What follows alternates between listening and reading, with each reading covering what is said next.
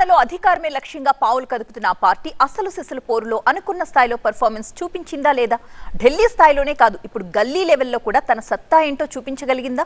రాష్ట్ర కాషాయ సేనలో ఇప్పుడు ఇలాంటి చర్చే ఒకటి జరుగుతోంది.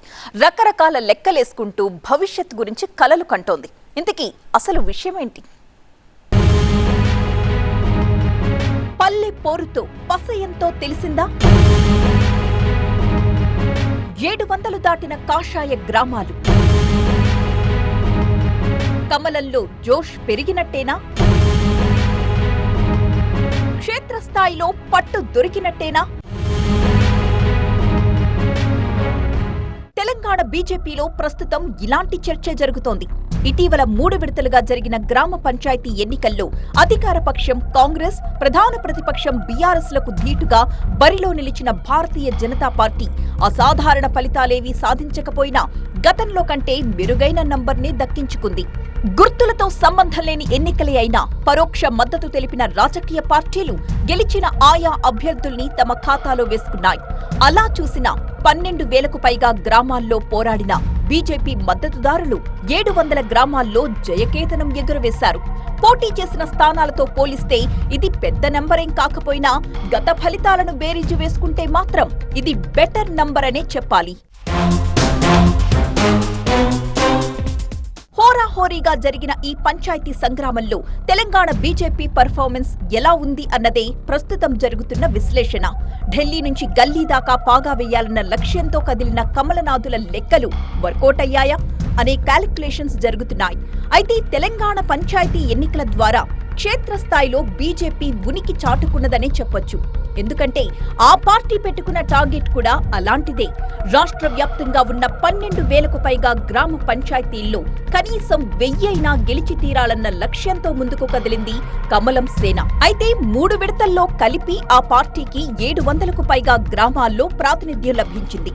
అనుకున్న లక్ష్యానికి 3 నూర్ల దూరంలో ఆగిపోయినా ఇది గ్రామ ప్రజానీకంలో ఆ పార్టీ గ్రాఫ్ పెరిగిందనే దానికి నిదర్శనమన్న అభిప్రాయం వ్యక్తమవుతోంది.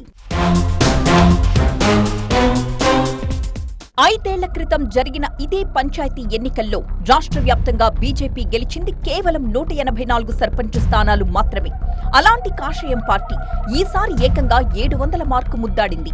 కేవలం సంఖ్య పెరగడమే కాదు, పల్లెల్లో పార్టీ క్యాడర్ ని బలోపేతం చేయడంలో కూడా తెలంగాణ బీజేపీ కాసింత సక్సెస్ అయినట్టే అన్న సంకేతాలు ఈ ఎన్నికల ఫలితాలిచ్చాయని చెప్పొచ్చు. అధికార బలంతో దూసుకొచ్చిన కాంగ్రెస్ ని పట్టు కోసం పాకులాడిన బీఆర్ఎస్ ని తట్టుకుని నిలబడ్డ బీజేపీ మెరుగైన ఫలితాలు సాధించిందని ఆ పార్టీ నేతలు కాలరెగరేస్తున్నారు.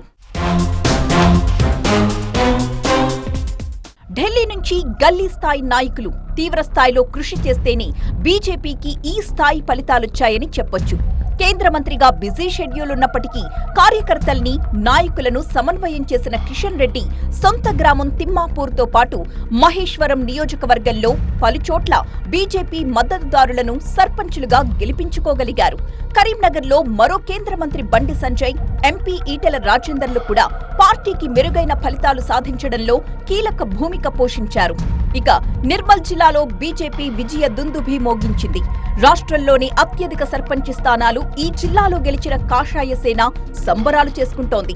ఈ విజయంలో బీజేపీ శాసనసభాపక్ష నేత, స్థానిక ఎమ్మెల్యేగా ఏలేటి మహేశ్వర్ రెడ్డి కీలక పాత్ర పోషించారని చెప్పొచ్చు. తన నియోజకవర్గంతో పాటు జిల్లా వ్యాప్తంగా ఆయన చేసిన విస్తృత పర్యటనలు, అభ్యర్థుల ఎంపికలో వ్యూహాలు బీజేపీకి ఊహించని ఆధిక్యతను తెచ్చిపెట్టాయి.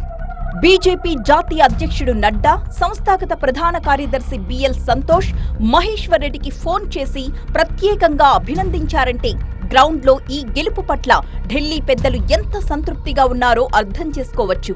నిర్మల్ జిల్లా పంచాయతీ సమరంలో పార్టీ సాధించిన విజయం పట్ల కేంద్ర మంత్రులు కిషన్ రెడ్డి, బండి సంజయ్, పార్టీ రాష్ట్ర అధ్యక్షుడు రామచంద్రరావు కూడా మహేశ్వర్ రెడ్డిని ప్రశంసించారు. సర్పంచ్ సర్పంచ్ ఎన్నికలు టీజర్ మాత్రమే అంటున్న బీజేపీ రానున్న ఎంపీటీసీ, జెడ్పీటీసీ, మున్సిపాలిటీ ఎన్నికల్లో ట్రైలర్ చూపిస్తామంటోంది. అంతేకాదు వచ్చే అసెంబ్లీ ఎన్నికల నాటికి పార్టీని మరింత పటిష్టం చేసి రాష్ట్రంలో అధికారం దక్కించుకుని అసలైన సినిమా చూపిస్తామంటున్నారు కమలనాథులు. దీనికోసం ఇప్పట్నుంచే పార్టీ పక్కా ప్రణాళికతో సిద్ధమవుతున్నట్టు తెలుస్తోంది. గ్రామ పంచాయతీల్లో విజయం సాధించిన స్వతంత్రులలో బలంగా ఉన్నవారిని అక్కున చేర్చుకోవాలని భావిస్తోంది.